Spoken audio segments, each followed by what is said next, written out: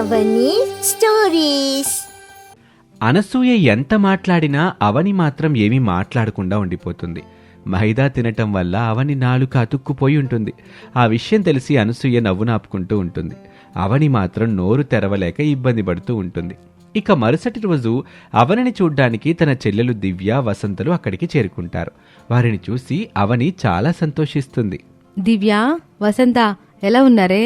బావున్నారా? సిటీ నుంచి వచ్చి 2 రోజులే కదా అయ్యింది, దానికి తెగ ఇదైపోతున్నావేంటక్క? ఆ కంగారేంటి? కంగారు పడక ఇంకేం చేస్తుందిలే. అసలే మన అక్కకి కాస్త తెక్కుంది, దానికి కూడా ఒక లెక్క ఉందనుకో. ఇంతకీ ఇక్కడ అంతా నువ్వు అనుకున్నట్లుగానే జరుగుతుంది కదక్క. ఆ మొహం ఏంటి అలా పెట్టుకున్నావు? ఏం జరిగింది? ఏం చెప్పమంటారే, నిన్నటి రోజు మా అత్త దగ్గర బాగా ఇరుకుపోయాను. ఉప్పుకు బదులుగా మైదా వేసి అడ్డంగా దొరికిపోయానే. ఖచ్చితంగా మా అత్తయ్య లోపల తెగ సంతోషపడి ఉంటుంది. వదిలే అక్క, ఇక మేము వచ్చేసాం కదా, మీ అత్తయ్యని ఒక ఆట ఆడుకుంటాం చూడు. అయినా ఈ ఊరిలో మహా అయితే 2-3 నెలలుంటావు కదక్క. ఆ తర్వాత బావ సిటీకి తన ఉద్యోగాన్ని బదిలీ చేసుకుంటాడు కదా. నాకు తెలిసి బావ అలా చేయాలనుకోవడం లేదే, ఇక్కడే ఉండిపోదామని అనుకున్నట్లుగా ఉన్నాడు. నేను ఎలాగైనా సరే బావని సిటీకి తీసుకెళ్ళాలి. ఈ నరకంలో అసలు ఉండలేనే తల్లి. ఇంతకీ మీ అత్త ఎక్కడుందేంటి? ఆ వంటగదిలోనే, ఆ పెరట్లోనే ఉందనుకుంటా, వెళ్ళి చూడండి అంటూ అవని చెప్పగానే దివ్య, వసంతలు చాలా ఆనందంగా వంటగది వైపు వెళ్తారు. అక్కడికి వెళ్లేసరికి సురేష్ కూర్చొని చిరుతిండ్లు తింటూ ఉంటాడు. పక్కనే అనసూయ కూడా ఉంటుంది. ఇక ఇద్దరు మరదలని చూసిన సురేష్, అరరే అప్పుడే వచ్చేసారా? మీరిద్దరూ చాలు, మీ అక్కకు యమదూతల్లా బాగా సరిపోతారు. రే ఏంట్రా మాటలో? పాపం వాళ్ళు చాలా దూరం ప్రయాణం చేసి వచ్చారు కదా, నువ్వే అట్టంటే ఎట్టాగా? బావెప్పుడు అంతే, మాతో సరదాగా ఇలా జోకులు వేస్తూ ఉంటాడు. కాకపోతే అవి కుళ్ళు జోకులని తెలియదు పాపం. అదేంటి బావా, సిటీలో బంగారులాగా మెరిసిపోయి నీ మొహం ఈ ఊరికి వచ్చాక ఇత్తడి పల్లెంలాగా ఇలా మాడిపోయి ఉందేంటి? ఏంటే దివ్య, బావ మొహం బాగా చూసావా? నాకు అదే అనిపిస్తుంది. ఆ మొహానికి ఎవరో తూట్లు పొడిచినట్లుగా ఉంది. పేడతో చేసిన పిడకల్ని ఆ మొహానికేసి కొట్టినట్లుగా ఉంది. బురదగుంట్లో పంది పొరలాడినట్లుగా ఆ మొహం చూడు. హై ఆగండి ఆగండి, నన్ను పొగిడింది చాలు, బావను కదా బాగానే కాకపడుతున్నారులే. ఇదిగోండి అమ్మాయిలు, మిమ్మల్ని చూస్తుంటే నాకు చాలా ఆనందంగా ఉంది. మీరు చాలా హుషారుగా ఉన్నారు. కానీ నాకెందుకో మిమ్మల్ని చూస్తుంటే అనుమానంగా ఉంది. ఆ పని చేస్తారో లేదోనని. ఏ పని? ఏ పని అత్తయ్యా? అదేం లేదమ్మా, మీకు బంగారం ఇద్దాం అనుకున్నాను, కానీ ఆ పని చేస్తేనే ఇద్దామని అనుకున్నారు. మరి మీరు చేస్తారో చేయరో? అనసూయ బంగారం అనగానే దివ్య, వసంతలకి చాలా ఉత్సాహం పెరిగిపోతుంది. బంగారం మీద ఆశతో అనసూయ చెప్పింది చేయటానికి దివ్య, వసంత ఇద్దరు సిద్ధపడిపోతారు. మీరేమనుకున్నారో చెప్పండి అత్తయ్య, చేయడానికి మేము సిద్ధంగానే ఉన్నాం. క్షణంలో చెప్పండి, చిటికలో చేసేస్తాం. అలా దివ్య, వసంత అనగానే అనసూయ చాలా సంతోషపడిపోతుంది. అదిగో అక్కడ వంట పాత్రలు ఉన్నాయి కదా, వాటిని ఎవరు ఎక్కువగా శుభ్రం చేస్తారో వాళ్ళకి బంగారం ఇద్దామని అనుకున్నాను. అరే అంతేనా? నేను ఎక్కువగా చేస్తాను చూడండి. దాని మొహం ఉదయాన్నే నేను నిద్ర లేపితే గానీ లేస్తుంది. అదెలా చేస్తుంది అనుకున్నారు? నేనే త్వరగా చేస్తాను చూడండి అంటూ దివ్య, వసంతలు చకచకా వెళ్లి వంట సామాన్లు కడగటం మొదలు పెడతారు. వాళ్ళలా కడుగుతుంటే సురేష్, అనసూయ నవ్వుకుంటూ వాళ్ళని చూస్తూ ఉంటారు. ఇక మొత్తం శుభ్రంగా కడిగిన తర్వాత, చూసారా అత్తయ్య, నేనే త్వరగా కడిగేశాను. లేదు లేదు, నేనే ఎక్కువగా కడిగాను, నాకే ఆ బంగారం ఇవ్వాలి. అరే అట్లా పోటాడుకోబాకండే, మీరిద్దరు బాగానే శుభ్రం చేశారులే, అందుకే మీకు నేను బంగారం ఇద్దాం అనుకుంటున్నాను. అవునా? త్వరగా ఇచ్చేయండి అత్తయ్య, త్వరగా ఇచ్చేయండి. అయితే మీ అక్కని అడిగి తీసుకోండి, మీకు ఇవ్వమని చెప్పి మీ అక్కకి చెప్పాను. అలా అనసూయ చెప్పగానే పరుగున అక్కా చెల్లెళ్ళు అవని దగ్గరకు వెళ్తారు. అవనిని తన అత్తగారు చెప్పినట్లుగా బంగారం అడుగుతారు. ఏంటే మీరు ఆవిడ చెప్పింది నమ్మేశారా? నాతో కూడా అలాగే చెప్తుంటుంది. బంగారం ఎక్కడా అని అడిగితే, బంగారం లాంటి నా మనసు ఉంది కదా, దాన్ని నీకు ఇస్తాను, తీసుకుంటావా అని అడుగుతుంది. పిచ్చి పట్టినట్టుగా మాట్లాడడం తప్ప ఇంకేం తెలియదు తనకి. ఆవిడ మాటలు విని మీరు పనులు చేస్తారా? అక్క, మాతో వంట సామాన్లు కడిగించింది మీ అత్త. నాకు అప్పుడే అనుమానం వచ్చింది. బంగారం బంగారం అంటుంటే మురిసిపోయాను. ఒసే దివ్య, అనసూయ అత్తను అసలు వదిలి పెట్టకూడదే, తగిన బుద్ధి చెప్పి తీరాలి. ఇప్పుడే కదా ఆట మొదలయ్యింది, ఇక చూసుకో అక్క, మీ అత్తని సామాన్యంగా వదిలిపెట్టే ప్రసక్తి లేదు అంటూ దివ్య, వసంతలు తమ అక్క అవని ముందు శపథం చేస్తారు. ఆ రోజలా గడుస్తుంది. ఇక ఆ మరుసటి రోజు సురేష్ తన పాటికి తన ఉద్యోగానికి వెళ్ళిపోతాడు. ఓసే వసంత, ఇదే మంచి సమయం. బావ కూడా ఉద్యోగానికి వెళ్ళిపోయాడే. ఇక పద మరి వెళ్ళి తాడ తీసేద్దాం. ఓసే మీరేం చేసుకుంటారో చేసుకోండి, మాకు మాత్రం తలనొప్పి తీసుకురాకండి. అబ్బబ్బబ్బా, నీ గోల్ నీదే కదక్క. ఈ ఎక్కలున్నారే కుక్కల కంటే దారుణంగా తయారవుతున్నారు. మీ అత్తకి ఈరోజు చొక్కలు చూపిస్తాం చూడు అంటూ దివ్య వసంతలు అక్కడి నుంచి వెళ్తారు. ఇక పెరట్లో పూలు కోస్తున్న అనసూయని చూసి, అత్తయ్య, మీరు ఈరోజు చాలా అందంగా ఉన్నారు. ఇప్పుడే కాదు, మీరెప్పుడు చాలా అందంగా ఉంటారే. అలా అందంగా ఉండాలంటే ఏం చేయాలో మాకు కూడా చెప్పండి అత్తయ్య, మేము మీలాగే చేస్తాము. చూడమ్మా, అందం అనేది ఏదో ఒకటి చేసేస్తే రాదమ్మా. మంచి మనసు ఉండాలి. మంచి మనసు ఉంటే అందం దానంతట అదే వచ్చుద్ది. ఆడదానికి అందం మంచి మనసే కదా. అరే అత్తయ్య, ఏం చెప్పినా భలే చెప్తారే. ఎంత మంచి మనసున్న అత్తయ్యకి కాస్త అక్కడక్కడ తెల్ల వెంట్రుకలు వస్తున్నాయి. వాడిని చూస్తుంటే నాకు అసలు నచ్చట్లేదు. ఓసే దివ్య, అలా అత్తయ్యని వదిలేస్తావేంటి? లేదే, తెల్ల వెంట్రుకలని ఇప్పుడే తీసి పారేద్దాం. అత్తయ్య తల్లో ఒక్క తెల్ల వెంట్రుక కనిపించడానికి వీల్లేదు. ఏంటమ్మా మీరు, నేను ముసలిదాన్ని అయిపోయాను కదా, ఆ మాత్రం తెల్ల వెంట్రుకలు ఉంటాయిలే అమ్మా, వదిలేయండి. లేదు అత్తయ్య, మీరు అలా కూర్చోండి, కాసేపు కళ్ళు మూసుకోండి. మేము చెప్పే వరకు మీరు కళ్ళు తెరవకూడదు. అలా వసంత అనగానే ఇక అనసూయ ఏమీ మాట్లాడకుండా అలా ఉండిపోతుంది. అనసూయను కూర్చోబెట్టి తెల్ల వెంట్రుకలు తీసేస్తామని చెప్పిన దివ్య వసంతలు కాసేపటికే అనసూయకు గుండు చేసేస్తారు. ఏదో తేడాగా అనిపిస్తుందని గ్రహించిన అనసూయ కళ్ళు తెరిచి చూస్తుంది. తన ముందు వెంట్రుకలన్నీ పడుంటాయి. ఎట్ట నా జుట్టు మొత్తం పడిపోయిందేంటి? ఏం చేశారమ్మాయి?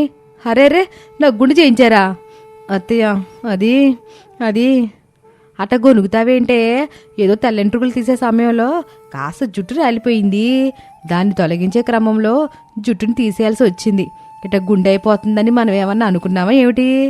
అవును లెక్క, మనమేం అనుకోలేదు కదా. అలా దివ్య వసంతలు ఏమీ తెలియని వాళ్ళలా మాట్లాడుకోవటం చూసి అనసూయకు ఎక్కడా లేని కోపం తన్నుకొస్తుంది. చి ఆపండే, మిన్నంగ నా చేషాలు. నాకు తెలీదు అనుకున్నారా? కావాలని నాకు మీరెట్టాంటి గతి పట్టెత్తారా? మనసులో పెట్టుకుని బయటికిట్ట చేస్తారా? అమ్మా అవనే అని అనసూయ అరవగానే గదిలో నుంచి అవని కోపంగా అక్కడికి వస్తుంది. గుండుతో ఉన్న తన అత్తగారిని చూసి పగలబడి నవ్వుకుంటుంది. ఇక అది చూసి అనసూయకి కూడా మరింత కోపం పెరుగుతుంది. చి ఏంటమ్మ, నువ్వు కూడా మీ చెల్లెళ్ళు ఏం పనిచేశారో చూసావు కదూ. అట్లా చేసిన వారిని ఏమనకుండా ఉంటావేంటి? అత్తయ్య, ఎక్కడో ఏదో తప్పు జరిగిపోయింది. అసలు వీళ్ళు ఎందుకు అలా చేశారో తెలుసుకుంటాను, మీరుండండి. ఏంటి మీరు నిజం చెప్పండి, అత్తయ్యకి ఎందుకు అలా చేశారు? మేమేం చేయలేదక్క, తెల్లెంటుకులుంటే వాటిని తీసి పారేశాము అంతే. పాపం అత్తయ్య కోసమే మేము ఆ పని చేశామే. ఆ సమయంలో ఏదో 4 వెంట్రుకలు ఊడిపడ్డాయి. వాటిని తీసే క్రమంలో ఏదో ఇట్టా జరిగిపోయింది. అత్తయ్య, పాపం వాళ్ళు కూడా ఏం చేస్తారు చెప్పండి? మీకోసమే కదా వాళ్ళు అలా చేసింది. పని కొట్టుకుని వాళ్ళేం అలా చేయలేదు కదా. ఆపవమ్మ, నువ్వు కూడా చాలా తెలివిగా మాట్లాడుతున్నావు.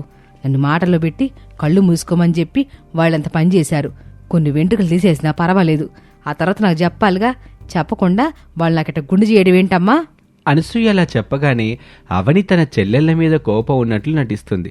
దివ్య వసంతల మీద అరుస్తుంది. ఛీ, ఏంటే మీరు? నన్ను అత్తారింట్లో కూడా మనశ్శాంతిగా ఉండనివరా? బంగారం లాంటి అత్తయ్యకి గుండు చేశారు కదే. సగం వెంట్రుకలు తీసిన తర్వాత అయినా అత్తయ్యకి విషయం చెప్పాలి కదా. మేం చెప్పాలనుకున్నాం, కానీ సగం గుండెతో తనని తాను చూసుకుంటే అత్తయ్య భరించలేదేమోనని ఇలా చేసామక్క. అత్తయ్య మనసు బాధపడకూడదు, అందుకే మేము ఇలా చేసాం. మేము ఏం చేసినా అత్తయ్య సంతోషం కోసమే కదక్క. దయచేసి మమ్మల్ని తప్పుగా అనుకోకు. మేము అత్తయ్యకి ఏం అన్యాయం చేయలేదు, ఏ సమస్యని తెచ్చిపెట్టలేదు కదా. నాకు తెలిసే మీరు నా చెల్లెలు కదా. పాపం అత్తయ్య, వీళ్ళ మనసుని ఇకనైనా అర్థం చేసుకోండి. దయచేసి మీరు బాధపడి పిల్లల్ని కూడా బాధ పెట్టకండి అంటూ అవని తన చెల్లెళ్ళు దివ్య వసంతల్ని అక్కడి నుంచి తీసుకెళ్లిపోతుంది. అలా వాళ్ళు వెళ్తుంటే అనసూయ చాలా బాధగా ఉంటుంది. దివ్య వసంతలు మాత్రం తమలో తాము పగలబడి నవ్వుకుంటూ ఉంటారు. అవని కూడా చాలా సంతోషపడుతుంది. గుండుతో ఉన్న అనసూయ మాత్రం తన మొహాన్ని అద్దంలో చూసుకుంటూ కుమిలి కుమిలి ఏడుస్తూ ఉంటుంది. ఈ కథలో మరో భాగంలో ఏం జరుగుతుందో తెలుసుకోవాలంటే మా ఛానల్ని సబ్స్క్రైబ్ చేసుకోవటం మర్చిపోకండి. Thank you for watching. Anasuya గుట్టు తెలిసి అరవింద్ కోపంగా అరుస్తాడు. ఇక బయటకు వెళ్లి అనసూయ బాగోతం మొత్తం చెప్పాలనుకుంటాడు. అంతలోనే అనసూయ ఆవేశంతో తన చేతికి దొరికిన వస్తువుని తీసి అరవింద్ తలపై కొడుతుంది. దాంతో ఒక్కసారిగా కుప్పకూలిపోతాడు అరవింద్. చావు బ్రతుకుల మధ్య కొట్టుమిట్టాడుతున్న అరవింద్ని చూసి, అయ్యో యావండి, ఏమైందండి? అయ్యో నేను కావాలని చేయలేదండి, ఏదో ఆవేశంలో అట్లా జరిగిపోయింది, నన్ను క్షమించండి, నాతో మాట్లాడండి.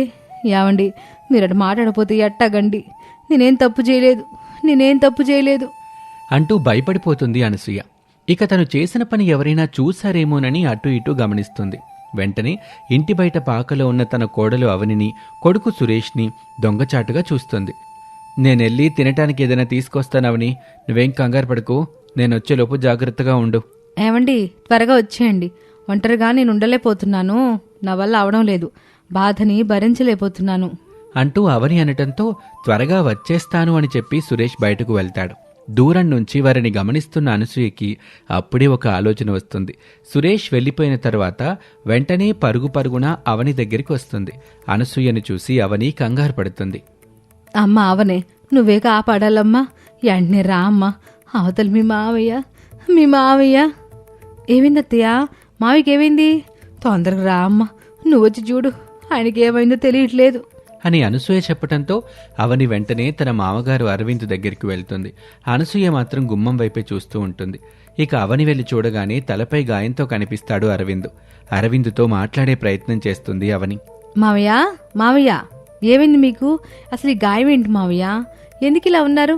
ఒకసారి మాట్లాడండి మావయ్య, మాట్లాడండి. అత్తయ్య మావికి ఏమైంది? త్వరగా ఇలా రండి అత్తయ్య. అవని అలా గదిలో అరవింద్ దగ్గర అరుస్తూ ఉంటే గుమ్మం దగ్గరే ఉంటుంది అనసూయ. ఇంతలో సురేష్ రావటాన్ని గమనిస్తుంది అనసూయ. వామ్మో, నా మొగుడిని చంపేస్తుంది, అందరు రండి, కాపాడండి. ఒరే బాబు త్వరగా రారా, నీ భార్య ఏం చేస్తుందో వచ్చి చూడరా.